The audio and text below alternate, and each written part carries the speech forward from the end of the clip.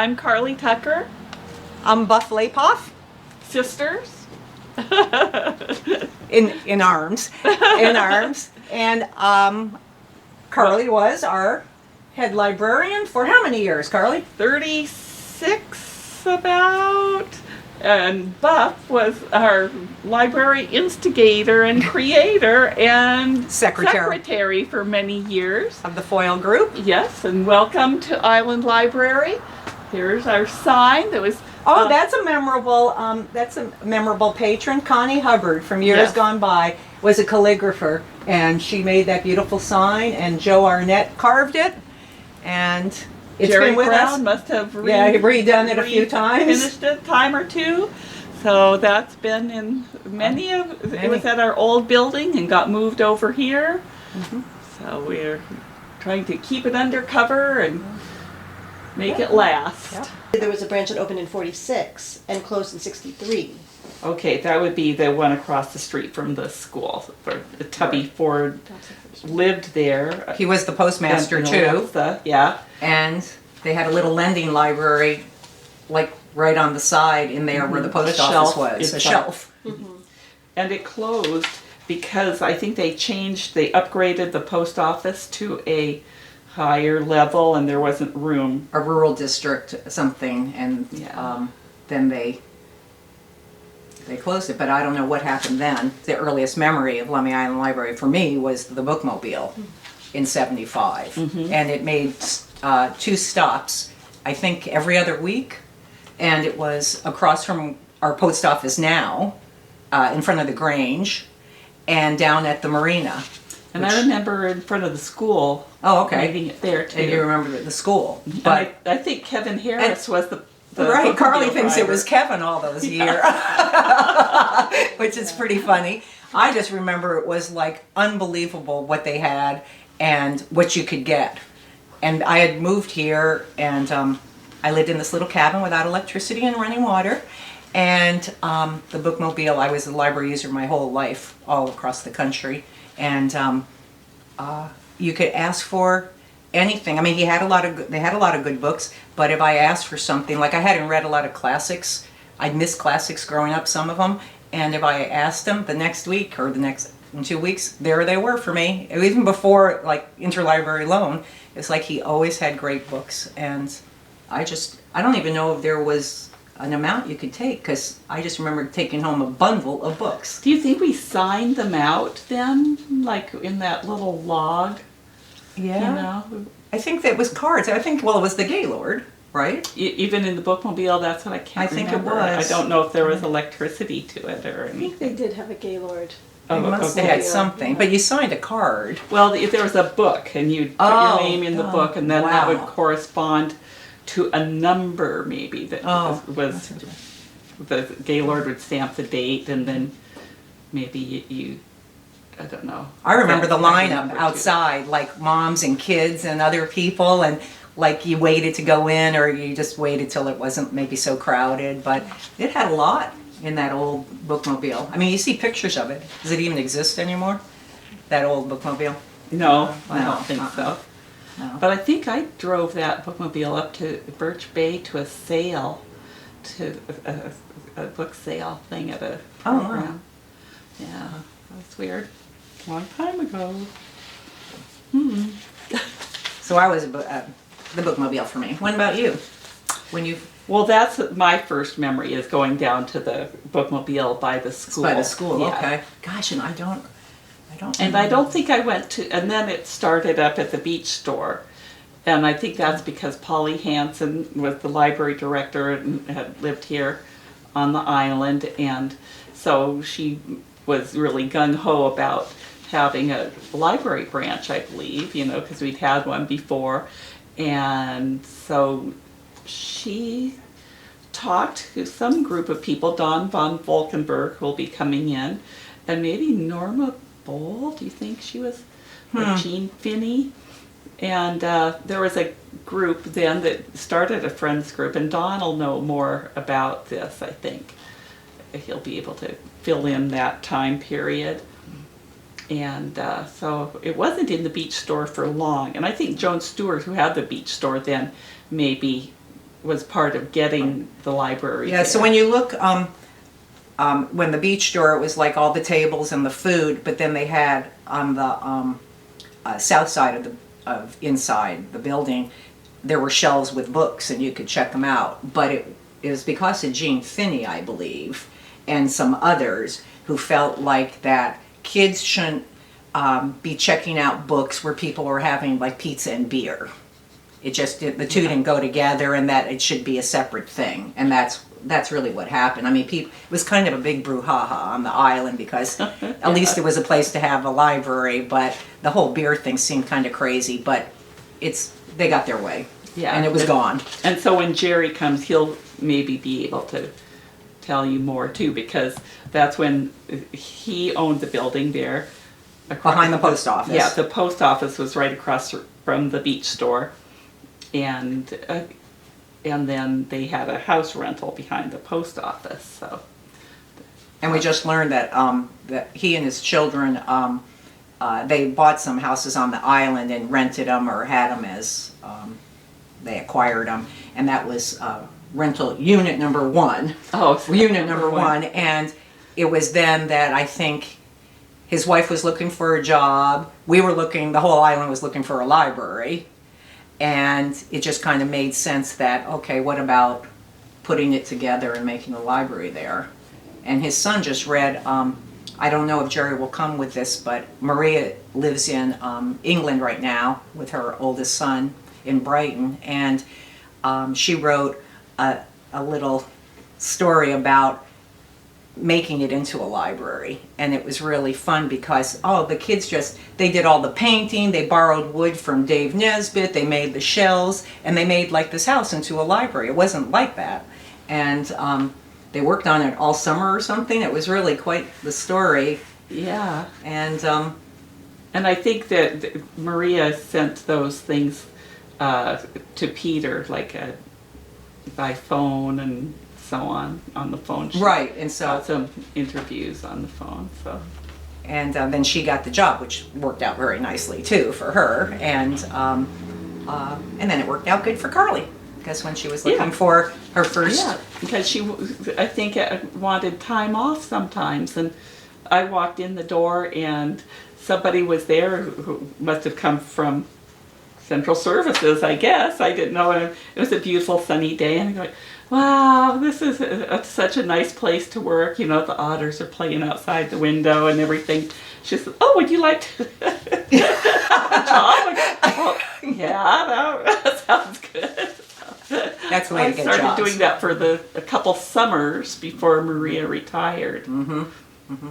Right, because you could have just one librarian in a library then, which is not the case anymore. And then Kathleen, it just so happens that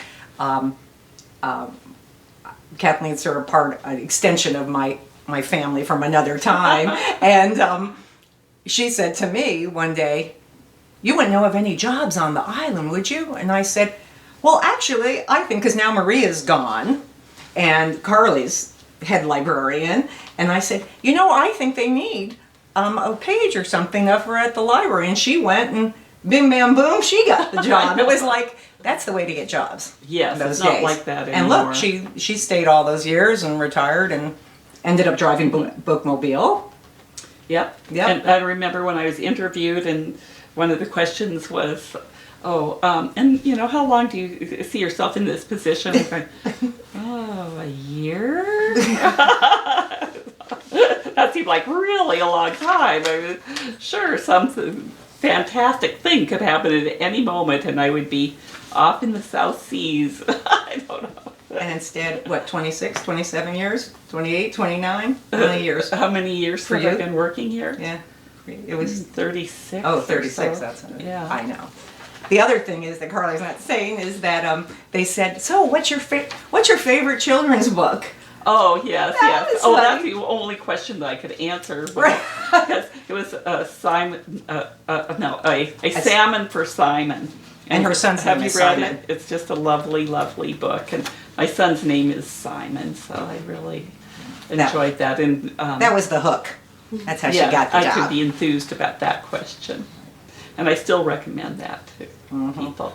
And I've got a copy of it at my house. And Rye's girlfriend came over, and she's an Alaska native, and she saw that book, and she's looking at the kid on the cover and go, "That looks like me." You know, kid's in a native village up in BC, on the beach trying to catch a fish. And were you just talking about Kathleen Neese? Kathleen Neese, yeah. Kathleen Neese when she came here. Yeah. And she got married in the library. Yeah, at that library there, yeah. Yeah, Yeah. Smart. I remember being interviewed, and I think Sally Kintner. The And great Robin Sally Barker. Kintner. Did you Yeah. both know Sally Kintner? Fabulous. Yeah, Fabulous wow. gal. I know. Yeah, so they were the two interviewers, I believe.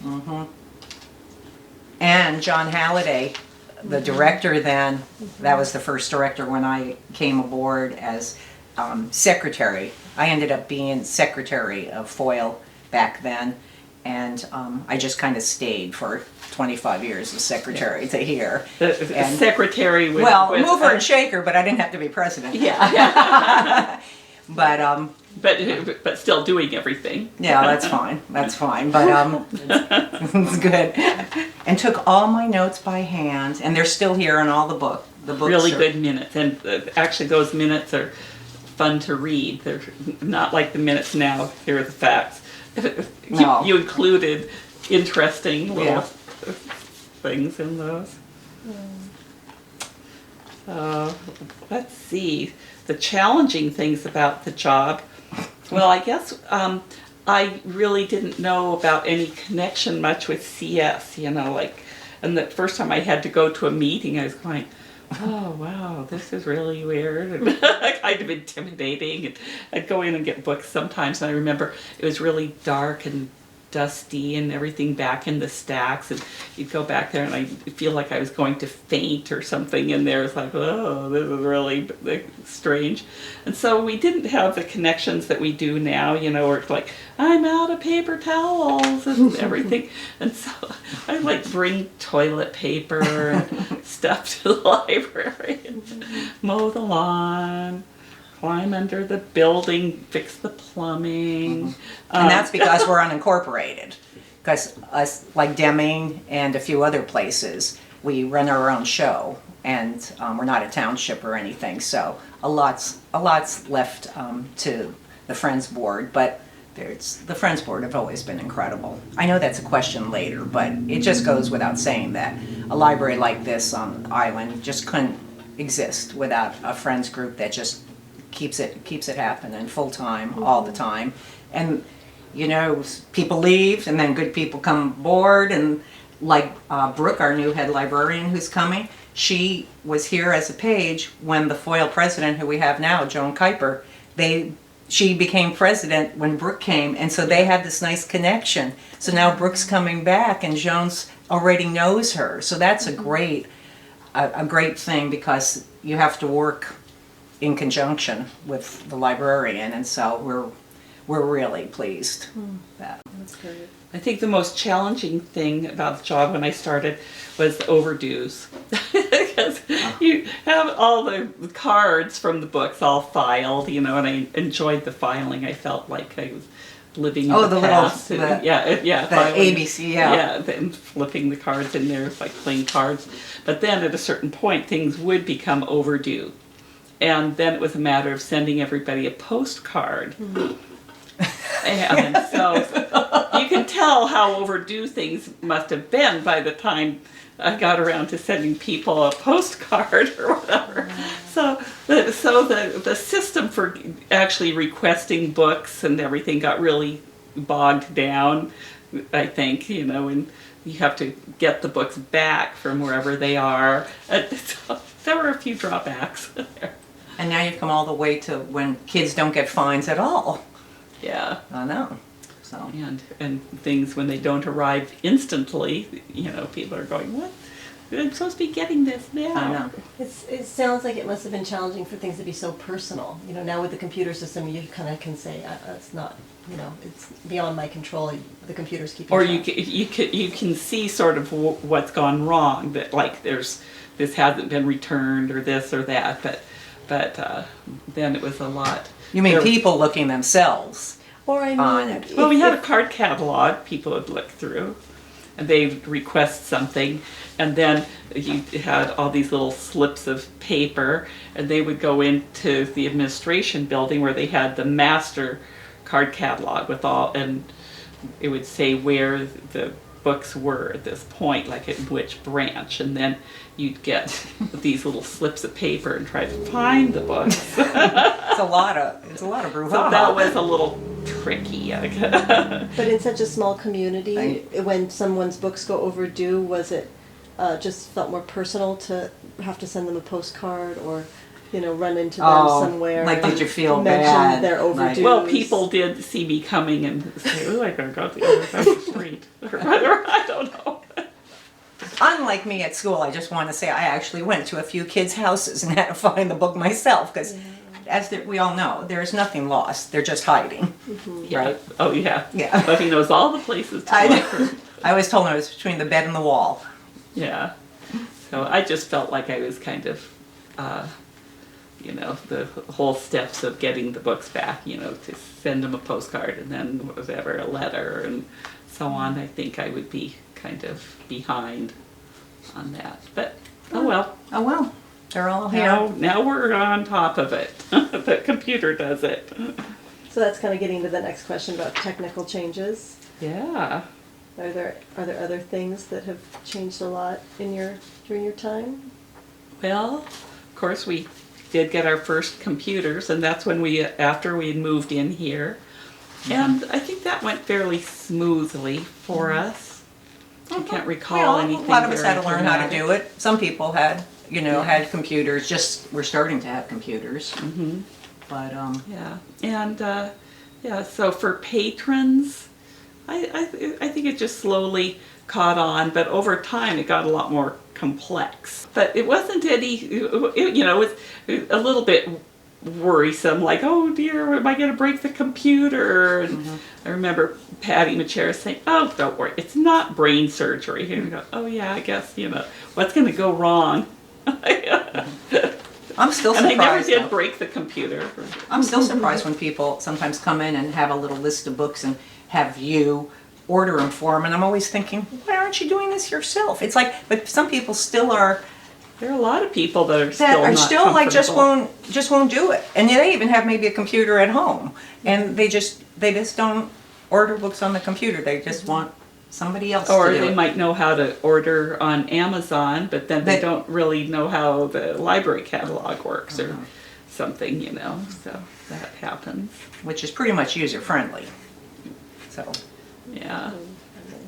But it's always fun to help people yeah, learn how to use it, and then I don't know if they remember the next time, but it's a real eye-opener too when they do figure out how to use it, and then they can just get really Start. carried away pushing buttons. I know. Start browsing. Yeah, so that's fun. Then we recently had a renovation, and I think that's because we had ongoing issues with ADA access. And we had a whole upstairs There was a room. step down to the children's room, and where Yes. the books were in the old furnace room, and they had to be carried up a step, and that was not okay. And so Yeah, and we couldn't really use that upstairs space. And one of the main things was programs. Whenever we had a program, we had to push all the circ desk and computers and everything back into a corner, and then go out to the barn and get the chairs and set up the whole place to do a library program. And there was a lot of library programs Yeah. because we were paying off the building, and we did a million different kinds of programs. Yes, it was a major ordeal. And my Jerry Brown, did a lot of pushing and shoving. Now you will notice that everything is on rollers. Yes. And so when we have a program here now, everything rolls right into the teen room. But then it was like really a lot of moving and shoving. Yeah. But we did it and raised We were enough younger money. then. Well, we were younger, and we did it because we raised the money to pay it off. Yeah. So So that's probably a lot of it. right, and the room upstairs just it was kind of used at your own discretion, but it had issues, you know, the the narrow stairs, the treads, and kids. Yeah, they weren't and legal. Oh yeah, and the kids sneaking in. yeah, kids sneaking up there. We'd find books down in the couch up there, you know, that you were missing because they were in the couch, and it was time for it to be in one level. Yeah, and Joan Kuiper, the Friends president, I think she and Diane Harper, who came in here. They were the movers and shakers. shakers. The treasurer, and they just worked great as a team and made this happen and talked to donors. And Diane was the building Supervisor, contractor. Yeah. So yeah, that took a while, but they were really good at, you know, getting donations from people and made it happen. And now they're working on the barn back here, and Which money was raised, and it's not the barn's the exact same footprint, but it's going to be really nice, you know, insulated, lighter, the shelves for the book sales, Yeah. but children's Waterproof. programs can be in there. Yeah. No, it's going to be great. yeah, It's going to be great. so we'll have storage in there too, which will be really. And I believe the archives may go in there. Yeah, they might make a little spot for the archive. Well, there have been some memorable programs. One that I remember is when Kathy Galvin and I thought we could make all the food to serve like 150 people on a dinner cruise. And Buffy, did you get Terry Buzzard's boat Right. to go tour the San Juans and stuff, and we would have a dinner cruise. Well, Kathy is a very creative, wonderful friend, and so we came up with the menu, and we had roasted all these turkeys and made this Indonesian rice salad and all these things, and we got the food together and we got it on the boat, but we were down in the galley, and then it was sort of like, oh, now you've got to get all the food served to everybody. And it was like, and there they had free use of alcohol there, bottles of alcohol, and so they were all getting hungry and like, where's the food? And there's no way we could get the food up there fast enough. So Sandy McCandless fortunately came and helped us, and people were fed. And I remember popping my head up once, and we were going around in the harbor at Susha, and I go, oh, that looks really pretty. I'd like to see that someday. I still haven't seen it. But Buffy, you did the whole sailing. The Zodiac. Zodiac. You know the Zodiac, the old sailing ship in Bellingham. Anyway, we did a cruise from that, and as a fundraiser, and that was really fun. But we learned our lesson. Everyone brought their own dinner, but we had a buffet dessert. That's what Foil members and people did. But I ended up in the galley the whole time in that, making more coffee, because one pot of coffee is not enough when you have like 50 people. But that was really, it was really fun. But no, we did some incredible shows. We travel shows, but just people on this island have gone incredible places, from Tierra del Fuego to England to look at crop circles to Nepal, Mustang, trekking. It's just incredible, and people always come out for shows, and they still do shows, and they still get a good crowd, and it's just it's amazing. It's We've had some great author visits. Jim Lynch. Yeah. He's like this with Lummi Island, because there was a woman on the island who let him use her house to write. To finish the border finish his song. book. Yeah. And so, he kind of loves us and we love him. And the sailboat in the book is just the same as the sailboat that Jerry Brown is building in their barn. So he had to come and look at that sailboat. Anyway, it's just people come out for shows. We try not to do, even now, not too many in the summer because it's summertime, but in winter, it's... Yeah, and we used to have lots and lots of kids programs. There were a lot more kids back in the olden days, and there wasn't anything for them to do, else really. to do. It was before social media. So it's Yeah. really coming out for a show like making a mask or making a little Valentine's present for your parents or. And I remember the one that it was connected with the summer reading, program.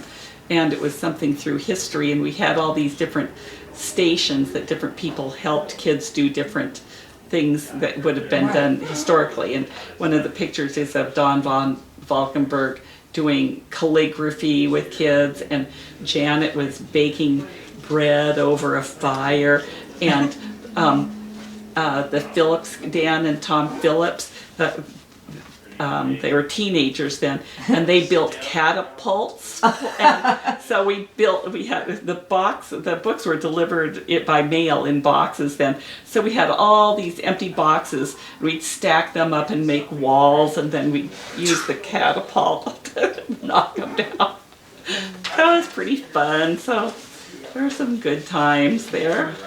No, and kids remember all those programs, and now those kids have kids. Yeah. But times are changed in all libraries. I mean, there's still a few programs. Tammy LaPlante's still with us for a couple more years. But we even we've used other buildings. We went up to Scenic Estates once, and we played crazy library trivia games. Yeah. Anything that we could do to make a little money to pay the bills and keep things I going. think in one of the games, you'd have the name of a author taped on your back, and You ever played could this ask game? people questions about.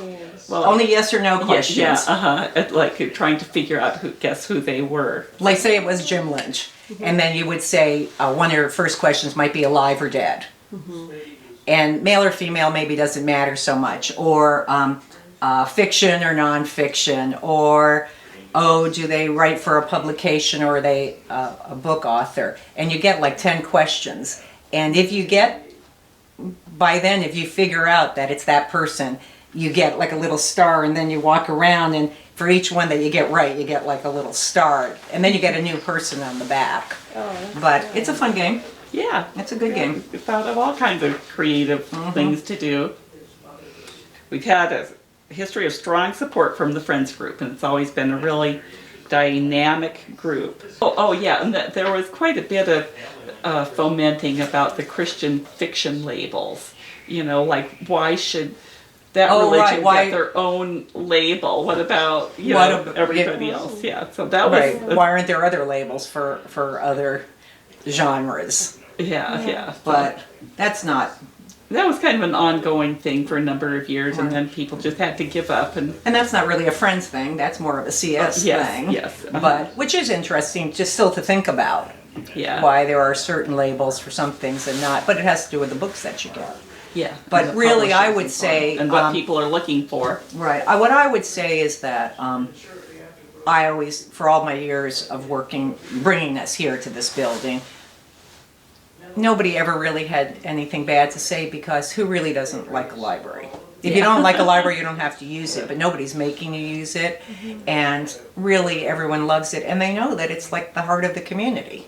Yes, there's the school and the Grange, but a library is a library, and you have to, people have moved here to this island because they read online about this library. And they do, and people have come from afar because, I heard there's an incredible library there, and it's part of Central Services, which everyone knows is an incredible library system, and I just don't think It's there's ever just been. improved like crazy over the years. There's been a lot of changes in administration. Like it's a lot bigger now, and so it's sort of like, it's like when you're going to college and now you've got like 6 different bosses or something, it's like, how did that happen? We were all just like independently going around, floating around without very much instruction at all, like how to do the job. When I started, like, okay, I guess I'll do this or whatever. And then now it's like there's more instructions every day from every corner. It's like, and meetings to go to for you, right? And those meetings to go to, meetings and things to go like to, yeah.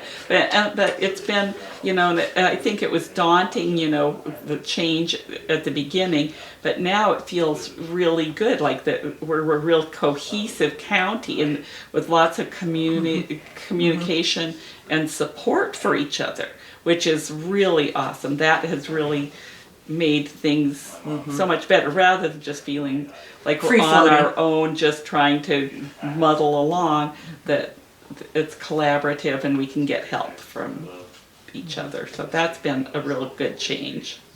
One of the questions on here was about a memorable patron, and I thought about Tichelle. Oh, Who- Tichelle. yeah. Totally. Yeah, There was that picture of her, Rachel Tichelle. Yeah, and She was a Trekkie, is a Trekkie, I'm Yes. sure, to this day. And I still have the book she wrote that's a spoof, a Star Trek spoof that's in the teen area. And so she just pretty much lived at the library. She was from across the way, and on Gooseberry Point, and I believe her father was blind. Was he? Blind, yeah. Yeah, and she just had an interesting upbringing, and the library was open. She was here, and she was homeschooled, but she ended up going to the U. Yeah, And And she you was found her on interested in Facebook one so day, right? many things. You know, I think she learned to fly. She was into the Japanese tea ceremonies. She making made swords. Yeah. No, I'd be curious to know I what know, she's she up did to come now. back many years later, but I'd love to see She's what she's doing now. she will have she's just gonna be in her 40s probably now, right? Oh, 30s? at 40s? least 40s, I would know. think, It'd be yeah. great to see her. She was just Yeah, she was always a good spirit, always in a good mood, just loved everybody. Just full of interests and questions and good humor. We've thought about outreach to the tribe, you know, as far as being able for people to live on Gooseberry and walk to the library would be really a great thing. And it's happened a little bit now and then, but not a whole lot. The tribal members have come over to do programs here that have been fantastic. But I don't know that the library has done very much over there, though now they are doing the Connect Ed with the schools to get books into the Lummi Nation school, which is going really well, and the kids are just so delighted and happy to be getting books. But that's something to work on, is to how to get more interaction there. And one thing is that the kids come over from school, we probably have 10 tribal families that come to the elementary school, but then when they're little, and so when they get chaperoned to go across, they all go, so then they don't stay unless there's they a do program. come to programs. If there's a Yeah. program and then somebody takes but they don't them, just come they after just school don't come to like hang out. other Or kids. other times, yeah. Yeah, but So. their library is happening now. I mean, yeah. doing good, and the school library. Yeah. Yeah. Then there are, you know, it's nice to have a variety of libraries to go Yeah, to. Erna Gregory, Topi, who is a page here, she's the head librarian at the Lummi Nation School. And they needed somebody to kind of whip it in shape and get it together, take them to the computer age. Nothing had been on a Yeah. computer, and she's done it all, and she's done really great, and it's wonderful. I mean, the kids were just dying for good books, and she's really making it happen. Maybe so. she could get the kids over on a field trip. Uh-huh. We've had other. She's asked us to go there too, and I keep wanting to want go to. and see her library. We should Yeah. go together. Yeah. And see Go that. take a look. It's But really no, nice, it I was. guess. It needed help. It needed somebody who just would come in and be organized and do it. And she's the perfect person for this Yeah. job. And I think they're very happy with her. And another thing that we've had over the years is teachers from Bellingham bring kids out on field trips because they can take the bus for free, the city buses, and the ferry for The free, ferry, and then you come know what over that's to the like. library for a story time and so on. The finding accomplishments Yeah. are getting the Both of you, yeah. buildings. Yeah, from going from a rental, from a bookmobile to a rental to actually having. And we couldn't have ever done it really in the beginning when we were raising money if, I should just say that we did a lot of programs, we raised money, we sent out, it was one of the first computers on the island that Lorraine and Dooley had, and we actually sent out a letter. We canvassed the whole island and said, would you make a one-time donation or would you make 3 pledges for the next 3 years? But we raised money, but we still just needed a lot. We went to every bank that you could think of and nobody would lend us money. And 3 island families came up and said they'd all give $30,000. And that way we had the rest of the money and then they would be paid back in order. And we did it because they wanted to be cashed out. Les Shanahan and Carol Stewart wanted to be cashed out, which made sense. They were moving on. And so we did that. And one of my proudest things is we did that whole thing without a lawyer or a bank. We just did it with a handshake and people trusted each other, and it was really incredible because that's not how it is anymore. Those days are over, and now everybody, has a computer and it all is different. But the next group did it all and did the expansion, and it's beautiful. And yeah, and for the future, we just wanted to get better and better. I know. Get more people in and more things happening, and with I guess it would new be manager, kids. we'll have. Would it be kids? It would be nice to have more kids, but I think there are starting to be more families out here again. Yeah, more families. And then, you're vying for all that other time they have now, from soccer to social media. It's very tricky. It's really tricky. But their parents use it.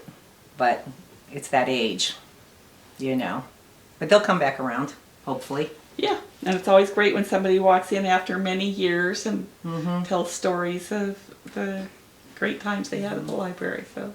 Or I'm one of those Friends members that keeps our open hours and a little blurb about CS in my car, and I made a new family, and I'm like, hey, we got, and that's good. That's what you have to do. It's like welcome wagon.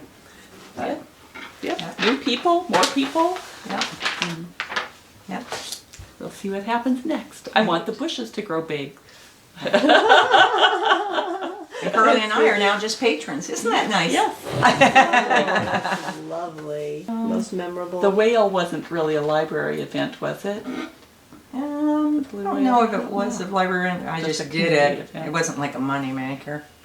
We did do that. It was fun though. But see, I got people through the library. I mean, the library's the hub, if you want to talk to people or do things. But we made a blue whale out of people in the real size of what a blue whale is. And we did it in the school field, and a photographer, Sharon Granger, she got up on a ladder and then took the pictures that we have in this little book of everybody in the shape of a whale. And then our friend Dooley, she drove her little Volkswagen Bug through it and parked it, and that's the size of a blue whale's heart. And so the kids got to really see how that was. Anyway, things like that. And then you put the quarter in for its eye. Oh. Anyway, just things like that. It was simpler times. But I don't know, I come to the library all the time. It's just every day is a good day when you have a library. It's my favorite place. People go, oh, you're at the library. Like, why wouldn't I be here? Yeah, we used to draw our posters and everything. Yeah, yeah. All the posters were done by hand. Yeah, it's just, but no, it's wonderful. That makes We're us really feel pretty old now. We're pretty fortunate. We're pretty fortunate to have such a great library, and I think CS is just a fabulous library it's system. Just getting and amazing. When I first moved here, I saw that little blurb that said there are this many people. I wish I still had it. This many people in Whatcom County, and it was not that many. And we're like the most readingest county in the United States per capita. And I was like, really? That is great. This is Snappy Dragon, the Littersaurus. And we had a contest for all island kids to name the dragon. And he had a thermometer here that showed how much money we had raised while we were here trying to pay off the building. And 2 kids on the island. Christopher Sandy. Eklund Nunn and Sandy and Harmony thought of Snappy and then the Littersaurus, and we put it together. And Snap E Dragon, the Litterosaurus.